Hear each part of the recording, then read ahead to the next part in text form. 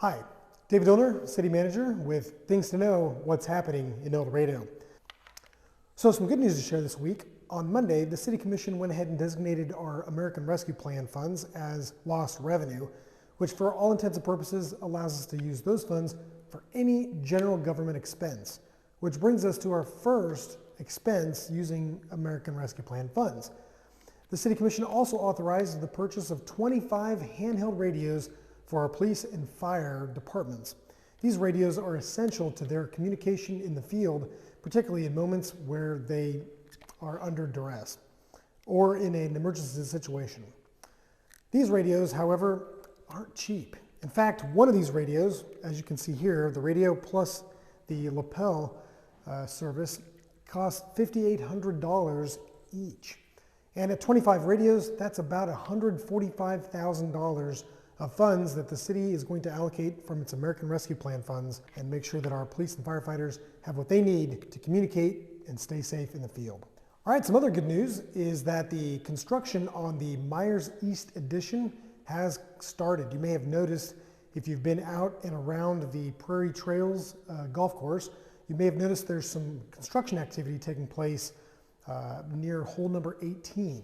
What's going on there? Well, they're putting in the sewer and water lines that'll serve that development, as well as beginning to build the street that will serve the Myers East subdivision or addition.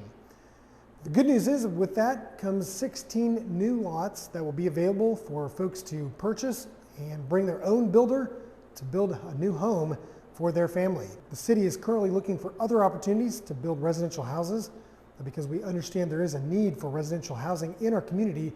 And as we continue to look for those opportunities, if you or someone you know is interested in building a home or building more than one home, as the case may be, we'd love to talk to you because we'd love to sit down and try to work out a plan to figure out how to get more housing starts in El Dorado.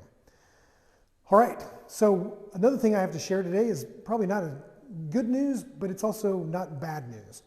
And that is a construction project that's coming soon to a bridge near you. Kate out from the city last week late on Friday, I believe, that they have a bridge project scheduled for the North Main Bridge that funnels traffic right into downtown El Dorado.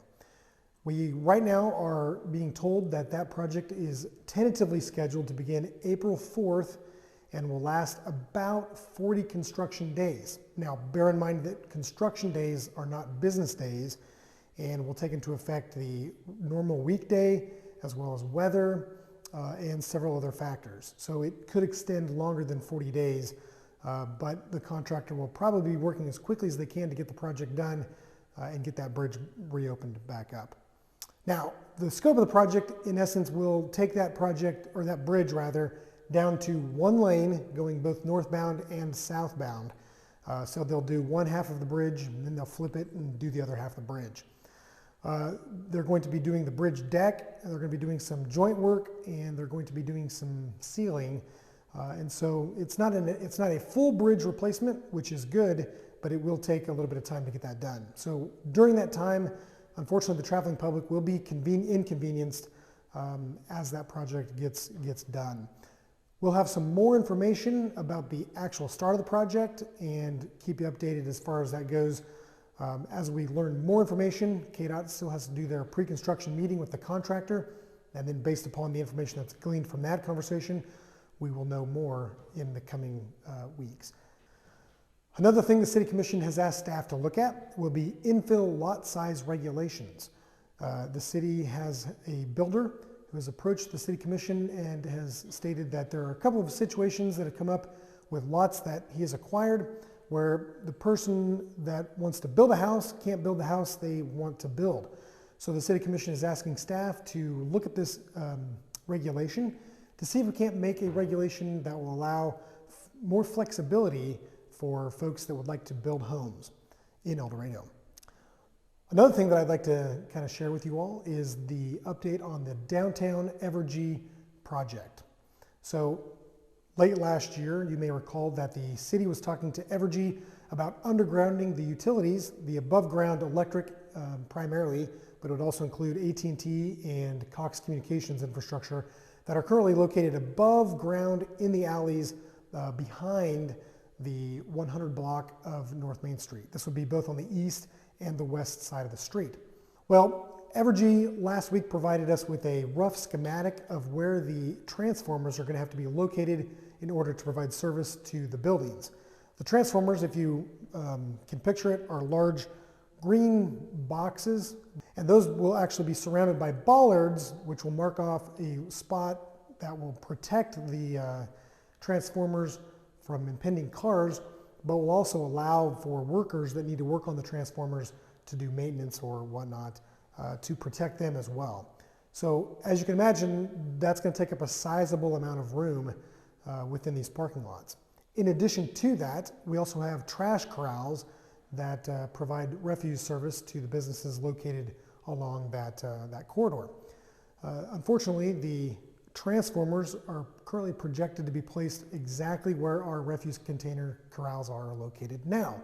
So there's going to be some shifting in those parking lots to accommodate not only the transformers, but the refuse containers so that we can both serve overhead or underground electric and refuse service as well. What this means is that the parking lots in downtown will lose parking spaces. It's a simple fact that when you take up more space, you're going to have to take that space up somewhere, and unfortunately that means parking. We don't know exactly the extent yet. We're still working on trying to figure out exactly where these things will be located within the parking lots and how we can function from a trash standpoint in order to understand what that full impact will look like. But bear in mind that there will be an impact to parking if we move forward with this project. And we will, once we find out what that will actually look like, we will bring that to the City Commission and have a conversation with them in terms of what that looks like. The city understands that parking is at a premium in downtown. We do have some on-street parking in the front of the buildings, but because of the way that's currently situated, there's not a lot. So then most people park in the rear of the buildings, and so removing parking, particularly the parking that's closest to the buildings, will definitely impair those buildings. So we're currently looking at the situation, and again, we'll provide some updates moving forward, but we just wanted to make you guys aware of that, and hopefully you'll stay tuned. And if you have any thoughts on that, please feel free to either email me at ddillnr@eldocast.com, or you can always come to a City Commission meeting, or you can also call. Again, we'll have more information about the specifics of this as we put together a full plan, but I think it's important for everyone to kind of understand that there will be an impact to parking on this project. So one last thing, I'm going to end on a good note, and that is that we have our completed 2022-23 visitors map for El Dorado. While most people in El Dorado probably won't need a visitors map per se, I think this is a great example of a great project that Experience El Dorado has put together to help communicate all the great things that are going on in El Dorado. This map is very informative. It has a number of activities or things that you might be interested in if you are a visitor, but it's also got this pretty great map of El Dorado it's an illustrated map of El Dorado that kind of highlights some of the cool things in our communities. Well, it's supposed to snow this weekend, so I don't know how much snow is going to be on the ground when you see this, but bear in mind to drive slower when there's snow on the ground, because we don't want anyone to have any accidents. And stay safe, and we will see you next week on Things to Know, What's Happening in El Dorado.